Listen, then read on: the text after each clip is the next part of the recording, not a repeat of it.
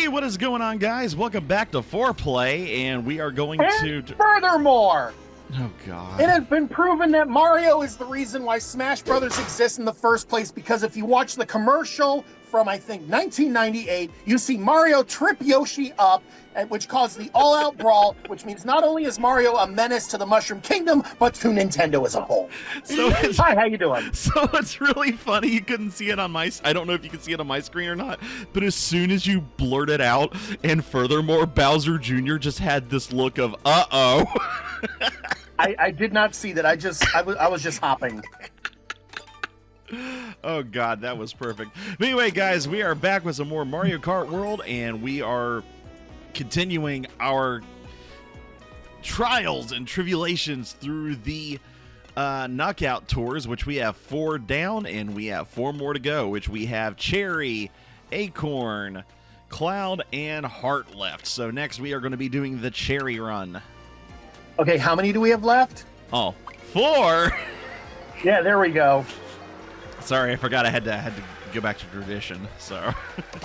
But yeah, guys, since the last episode, we took like about a good 2-week break from recording because, one, I needed a little bit of a break because every time that we tried to record, I don't know what happened, just Christian and I had been having a lot of problems trying to get stuff recorded, like video files kept on getting corrupted, software just wasn't working and stuff, so I was like, you know what, before I get tilted and decide I don't want to do this show anymore, especially since Paul literally just joined cast, I was like, let's take about a two-week break. Plus also GDQ. Yes, SGDQ, at the time of this recording, literally just ended yesterday. And I know for a fact they hit, I haven't seen the final total, but I know it for sure.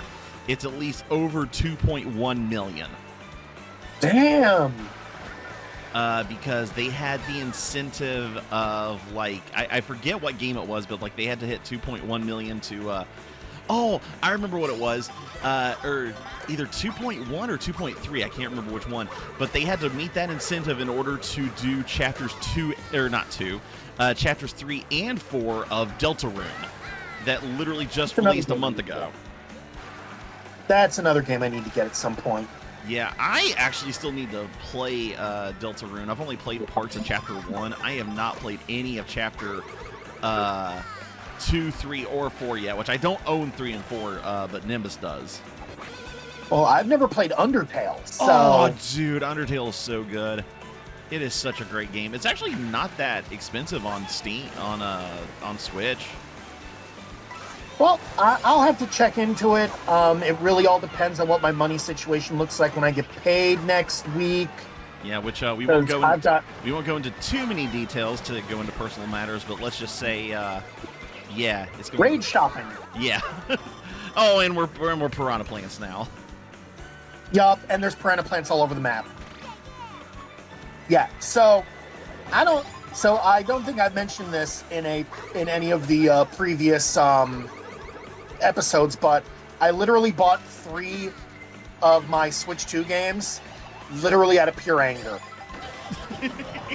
I mean, you've done that with your Switches before. We have a ex-friend that we no longer talk about that literally chastised Paul here about how he should spend his own money, and Paul was just pretty much like, you know what?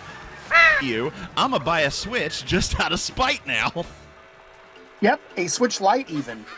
Well, so here's the story. Like, I needed to go to Walmart to get new pants because while I was at Colossal Con, mine split. Where'd they go? Oh, ha ha ha. Anyway, Crow is funny. Crow's got fun jokes today. Hey, listen, I'm in a good mood, okay? Yeah, I'm glad you're in a good mood. So I took a cab from Walmart from my house to Walmart as soon as my paycheck dropped. And mind you, at this point, I was already tired because I had to not only do an 8-hour shift at work, but I had to do 7 hours of training. on something. And for most jobs, you all know how that goes, so it's always fun. Which, honestly, by the time this episode's airing, I'll probably have to be going through some training myself, but I will not go into detail of that just yet because it's not been officially confirmed yet. Right.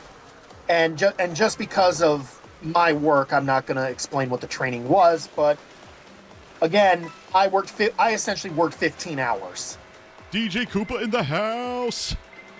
So, I was already tired and grumpy, and I need to go shopping. Oh my god, whoever's throwing the red shell, stop it! Me. Anyway, so the cab picks me up, and I say to the driver, okay, just so you know, I'm paying with a debit card. And at the time, she said that was fine.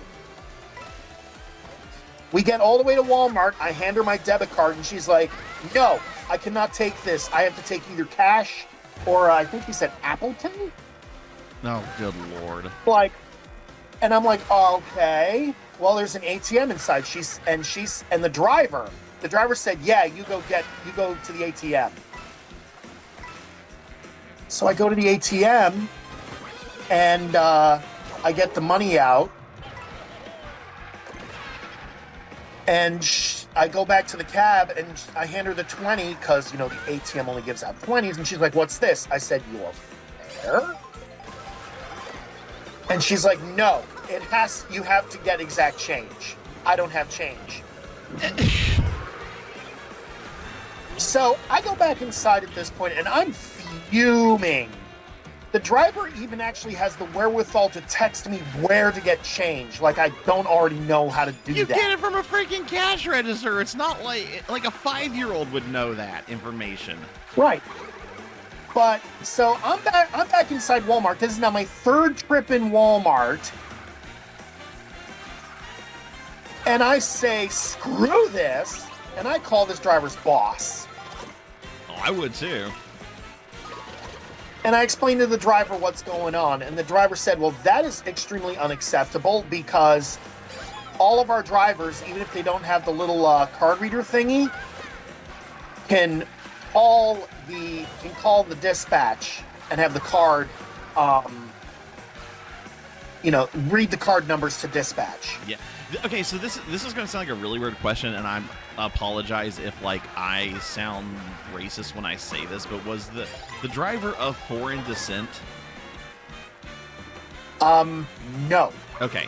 Because, this is the only reason I ask is because I understand, if you're from another country or something and don't exactly understand, American culture or, how certain things work in American stuff like that, I could kind of understand, especially, if you're newer to the job or you're used to kind of doing things. But no, if they're actually from, the U.S. and they're pulling this kind of crap, nah, forget that. Yeah. So the driver gets off the phone with me, and she apparently calls, or the dispatcher, the boss, gets off the phone with me, and chastises this driver up and down and all around. Now at this point, I've been awake for easily 18, 19 hours. I'm tired.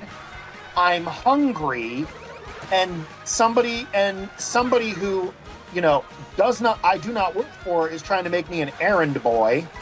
At this point, yeah. No. So at this point, now I went to Walmart to get pants. I now have on me the aforementioned pants, a Magic the Gathering deck that is a birthday present for a friend. And I just bought $200 in Nintendo Switch 2 games. The dispatcher gets back with me, and this is where I actually start calming down. The dispatcher gets back with me and says, "Okay, so here's the deal. I'm not making you pay for that cab fare or pay for that trip out there. I'm getting my best driver out to pick you up because that driver is not picking you up anymore. and you don't have to pay for the fare home either. Oh, damn. Well, hey, there you go. That's some good customer service. Well, I asked, I asked if she was sure because I will happily pay for the trip home. I mean that honestly that they're not in the same aspect, but like something similar happened to me as far as not having to pay for something, but I'll get into that here in a minute. Yeah. So the dispatcher said, no. You are not responsible for paying for this. I said, well, if you're sure, thank you. The new driver picks me up, and since I already had the 20 in my pocket, I said, here's what we're doing. Take this $20 bill. You keep 10, you give the boss 10.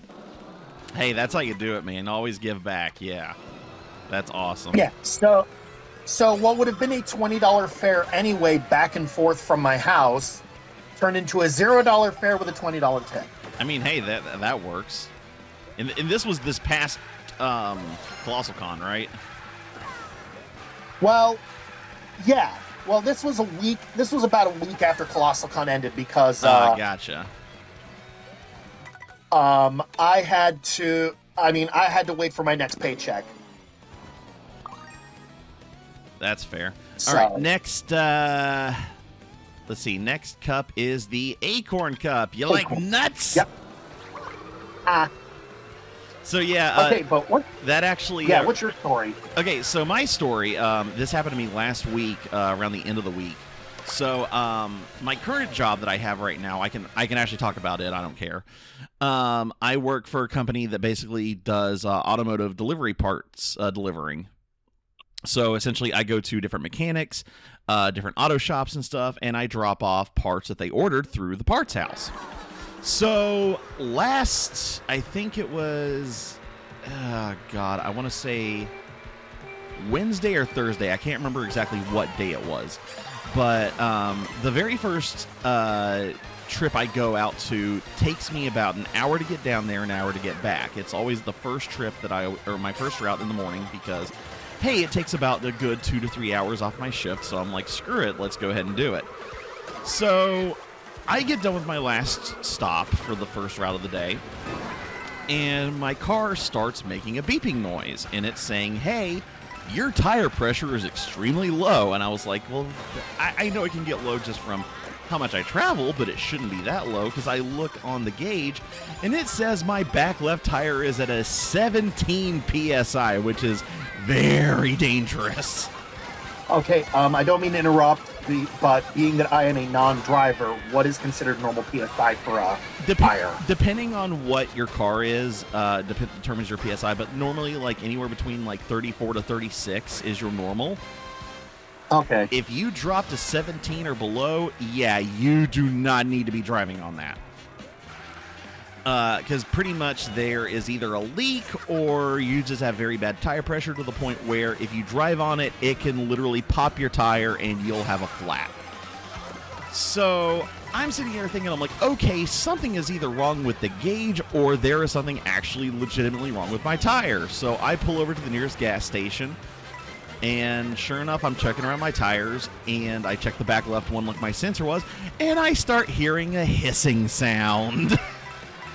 Damn. So I'm like, well, shit. So I'm looking around, seeing, what's actually wrong with it. And there is a chunk of metal about the size of a quarter pierced into my tire. And I don't know where it came from. I don't suspect foul play or anything like that, though, because it didn't seem like anybody purposefully put it in there. It's literally just a matter of I probably ran over something that shouldn't have been there in the first place. So I call my dispatcher. I'm like, hey, here's what's going on. I don't want to drive this thing an hour away, especially with it being almost being a flat and stuff, and I'll get stranded. I have a spare, but as embarrassing as it is, being 38 years old, I don't know how to change a spare. Wait, you transformed to Nabbit. I was like, wait a minute, you didn't pick Nabbit. No, I didn't. So I said, hey, I'm this close to the auto shop that I just delivered to. Let me go back there and see what they can do. He was like, all right, just call me and update me. So I stopped there. I tell them exactly what happened, and they were like, dude, we'll get you fixed within an hour. I was like, okay, cool. So I'm chilling in there. Funny enough, one of the other drivers actually stopped on their route because they got the second route of that day. And they were like, hey, man, what are you doing here? And I was like, oh, just BSing, trying to not to do my job, just joking with them. And I told them what happened. They were like, oh, man, that sucks. So about an hour later, they got it patched up. I didn't have to get a new tire or anything like that. They actually even found a nail stuck in the tire, too. And I was like, oh, damn, I didn't even know about that. So I got my wallet out, and I was like, well, how much do I owe you guys? And they were like, dude, you deliver here so much, and you're always like one of the best drivers that delivers here. It's on us. Oh, that's nice. Yeah, so I told them, I was like, dude, you're awesome. So they patched it up. It is brand new. I've been driving on it all weekend, well, excluding today, but and Blue Shell. And it's like brand new, so sweet. So yeah, that was one of my days last week, and I got back, and not my actual manager, but my warehouse manager came in and was laughing at me and stuff, and I was like, I take it you heard? She was like, oh yeah, I heard everything. She was like, what are you doing, sticking chunks of metal in your tire, dude? You just really didn't want to work. Yeah, I joked with that. I was like, I wanted to go home, but you wouldn't let me. And she started laughing. But no, oh my God, that directly hit you. I'm going to do an instant replay of that.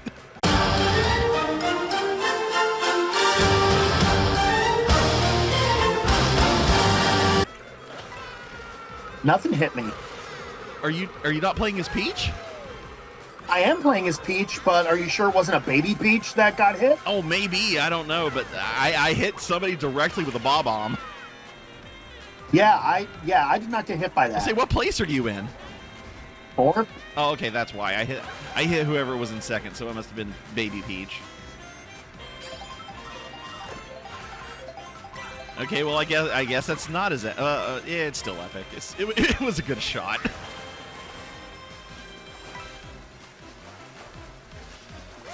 So there are so many Switch games that are, well, not even so many, but there's a few Switch games that are coming out that I cannot wait to come out. This week, at the time of recording, Donkey Kong Bonanza is coming out. Yeah, that comes out next week. I already have it pre-ordered, that and the Amiibo. I don't have the Amiibo pre-ordered. I just have the game, but thankfully it's fully paid off, so all I have to do is literally just go pick it up. And well, yeah, I got to do that when I get paid, which is finish paying it off. Which actually, I need to ask Christian to bring his Donkey Kong little amiibo wristband thing. Yeah, because here's something really cool that some of you may not know. So at Epic Universe, they have these bands that you can use to interact with stuff at Super Nintendo World. So 2 of the designs are for Donkey Kong and Diddy Kong. You can actually use these bands to interact in Donkey Kong Bonanza because they use the same NFC technology like the Amiibos do. Yep. And then, wasn't it Amy that was saying, like, hey, you should see if there's a secret thing in Epic Universe if it interacts with Amiibos? Yeah, she suggested it, and I did the research, and no, regular Amiibos will not do anything at Epic Universe. Yeah, I didn't think they would, but it'd be kind of cool if they did. At the same time, it'd be a pain in the ass to, get them in through security, all that kind of crap, so. Yeah. That would be really cool, though. Speaking of Epic Universe, there's still big speculations on... I swear to God, if I get hit with another damn blue shell. I get hit by like 4 or 5 of those when I'm playing online. No, here's the problem I have with the freaking blue shells is if I get Mario, get your ass back here. Is I get hit with a blue shell. He's being a menace. He is being a menace. I get hit with a blue shell, and then it's like I get hit with another red shell or 2 just like that. And then sometimes it even happens over pits to where I can't do anything.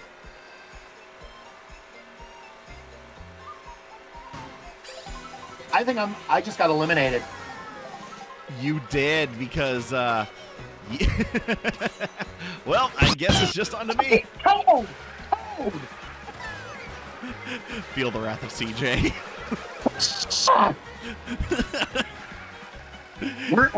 When this video gets posted, I'm sending it to CJ. Oh, I was gonna say, I'd call him or message him right now and be like, I feel your pain. I am sorry. No, it'll be funnier if when this gets posted, I send it to CJ and be like, skip to the end. It's like, skip to this point in the video. Oh gosh. Well, it looks like you and CJ have a hatred for Toad now. Geez. Anyway, guys, next time on 4Play, we will finish out the last 2 cups of Mario Kart World 4 Knockout Tour. Yep, we will.